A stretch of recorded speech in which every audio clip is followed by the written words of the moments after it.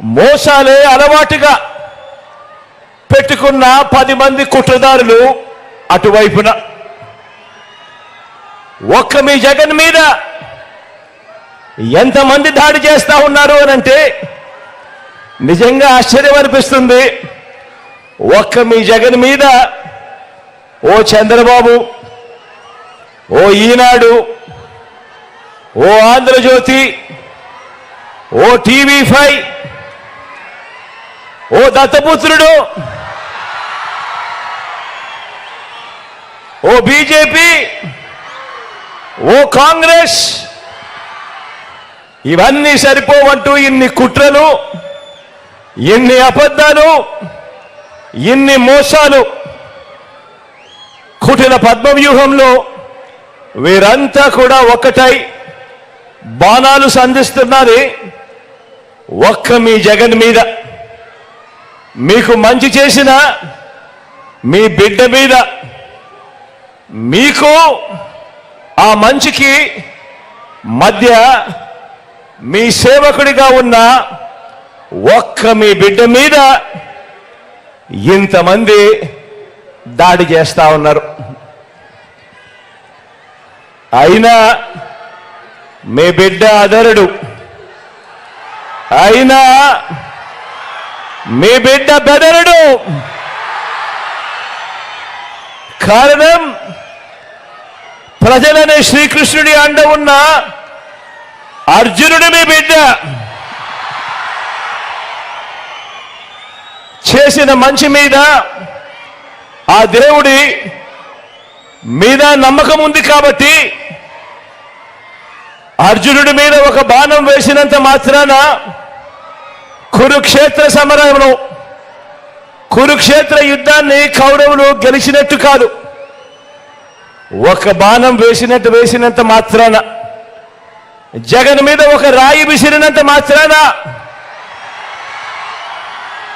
జగన్ మీద ఒక రాయి విసిరినంత మాత్రాన జరగబోయే ఎన్నికల కురుక్షేత్రంలో ఆ దుష్ట చతుష్టయం ఓటమిని, ఆ పెత్తందారుల ఓటమిని, మన పేదల ప్రభుత్వం గెలుపును ఎవ్వరూ ఆపలేరు.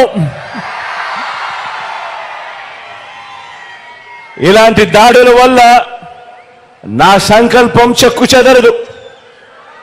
పైగా ఈ స్థాయికి వీరు దిగజారారు అనంటే దాని అర్థం ఏమిటి? ఈ స్థాయికి వారు దిగజారారు అనంటే దాని అర్థం ఏమిటి? విజయానికి మనం అంత చేరువుగా ఉన్నామని, విజయానికి వాళ్ళంత దూరంగా ఉన్నారనే కదా దాని అర్థము.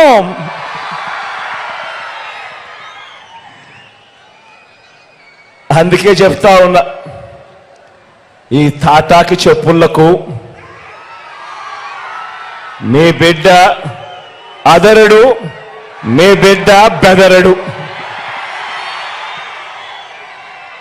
మీకు సేవ చేయాలన్న నా సంకల్పం మరింత పెరుగుతుందే తప్ప ఏ కొంచెం కూడా వెనుకడుగు వేసే ప్రసక్తే లేదు. నా నుదుటి మీద వారు చేసిన గాయం, నా నుదుటి మీద వారు చేసిన గాయం దేవుడి దయతో అది ఇక్కడ తగల్లేదు, అది ఇక్కడ తగల్లేదు. అంటే దాని అర్థం దేవుడు మీ బిడ్డ విషయంలో ఇంకా పెద్ద స్క్రిప్టే రాశాడు అని చెప్పి దాని అర్థం.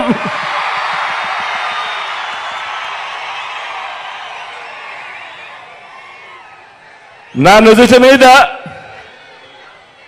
వారు చేసిన గాయం బహుశా 10 రోజుల్లో తగ్గిపోతుందేమో, కానీ పేదల ప్రయోజనాలకు చంద్రబాబు చేసిన గాయాలు, ఆయన పాలనలో ఆయన చేసిన గాయాలు, ఆ రైతులకైతేనేమి, ఆ అక్క చెల్లెమ్మలకైతేనేమి, ఆ నిరుద్యోగులకైతేనేమి, ఆ సామాజిక వర్గాలకైతేనేమి, ఆ చంద్రబాబు మోసాలతో అతలాకుతలమైన ఆ పేదల బ్రతుకులు, చంద్రబాబు చేసిన మోసాలను, చంద్రబాబు చేసిన గాయాలను ఆ పేదలు ఎన్నడూ కూడా మర్చిపోయే ప్రసక్తే ఉండదు అని సందర్భంగా చెప్తా ఉన్నాడు. గాయపరచడం, మోసం చేయడం, కుట్రలు చేయడం చంద్రబాబు నైజమైతే, మీ ఇంటింటికి మంచి చేయడం మీ బిడ్డ నైజం అని చెప్పి కూడా ఈ సందర్భంగా గర్వంగా చెప్తా ఉన్నా.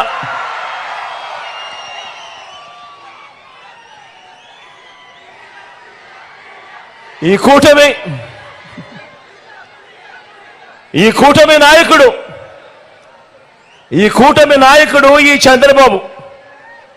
ఈ చంద్రబాబు గారి 30 ఏళ్ల ఫిలాసఫీ ఒకసారి చూడండి. 30 సంవత్సరాల చంద్రబాబు ఫిలాసఫీ ఒకసారి గమనించండి. పేద ప్రజలకు ఏ మంచి ఇవ్వద్దు అని, పేద ప్రజలకు ఏ మంచి చేయొద్దు అన్నది చంద్రబాబు ఫిలాసఫీ. ఇలా ఎంతమందికి చంద్రబాబు ఇవ్వద్దు అని చంద్రబాబు వాదించాడో గుర్తు తెచ్చుకుంటే బాబు ఎలాంటి వాడో అందరికీ కూడా అర్థమవుతుంది. ఆయన నైజం. రైతులకు ఉచిత విద్యుత్ ఇవ్వద్దు అన్నది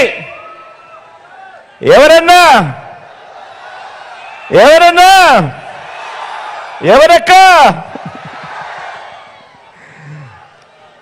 మీరే చెప్పండి. రైతులకు ఉచిత విద్యుత్ ఇస్తే ఆ తీగల మీద బట్టలారేసుకోవాలి అని ఇవ్వద్దు అని ఎవరు చెప్పారు?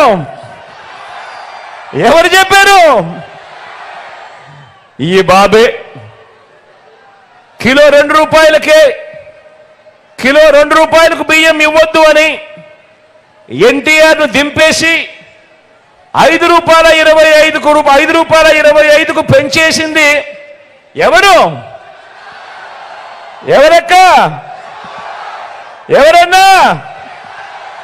అది ఈ బాబే.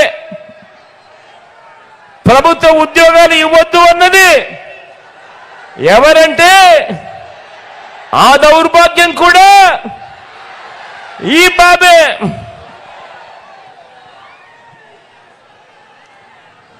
గవర్నమెంట్ బడిలో ఇంగ్లీష్ మీడియం వద్దు అన్నది, గవర్నమెంట్ బడులలో ఇంగ్లీష్ మీడియం వద్దు అన్నది, ప్రభుత్వ బడులను పాడు పెట్టినది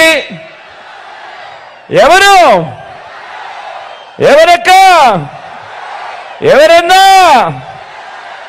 అది కూడా ఈ బాబే. పేదలకు ఇళ్ల స్థలాలు ఇస్తా ఉంటే కులాల మధ్య సమతుల్యం దెబ్బతింటుంది అని ఏకంగా పేదలకు ఇళ్ల స్థలాలు ఇవ్వకూడదు అని కోర్టులకు వెళ్ళి కేసులు వేసింది ఎవరక్క? ఎవరన్నా? ఎవరు తమ్ముడు? అది కూడా ఈ బాబే. తాను ముఖ్యమంత్రిగా ఉంటూ తానే అవహేళన చేస్తే ఎస్సీలు, బీసీలు తానే తొలనాడితే వారిని గ్రామాల్లో వారి పరిస్థితి ఏమిటి అని కనీసం ఇంకిత జ్ఞానం కూడా లేకుండా ఆ ఎస్సీలను, ఆ బీసీలను అవహేళన చేసిన వ్యక్తి ఎవరక్క? ఎవరు చెల్లెమ్మా? ఎవరన్నా? ఎవరు తమ్ముడు? అది కూడా ఈ బాబే. విడగొట్టిన రాష్ట్రానికి ప్రత్యేక హోదా వద్దు అన్నది ఎవరు? ప్రత్యేక హోదా ఏమైనా సంజీవిని అన్నది ఎవరక్క? ఎవరన్నా? అది ఆ హోదాను తాకట్టు పెట్టింది ఎవరు అనంటే అది కూడా ఈ బాబే.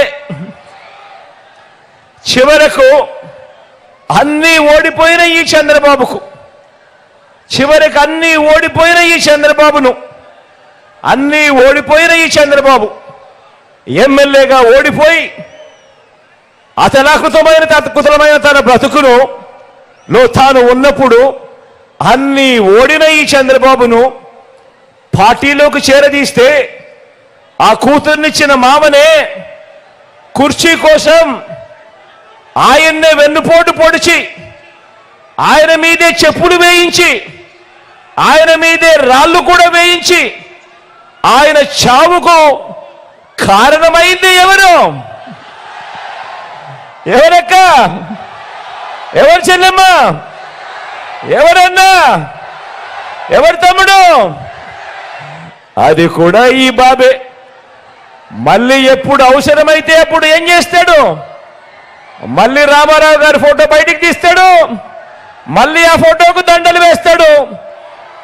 ఇంత నిజమైన మనస్తత్వం ఉన్న వ్యక్తి ఎవరు? ఎవరక్క? ఎవరు చెల్లెమ్మ? ఎవరన్నా? అది ఈ బాబే. పేదలకు ఏ మంచి చేయొద్దు అన్నది మాత్రమే చంద్రబాబుకు తెలుసు. ఎందుకంటే ఈ బాబుకు మనసు లేదు, మానవత్వం అంతకన్నా ఈ పెద్ద మనిషిలో లేదు.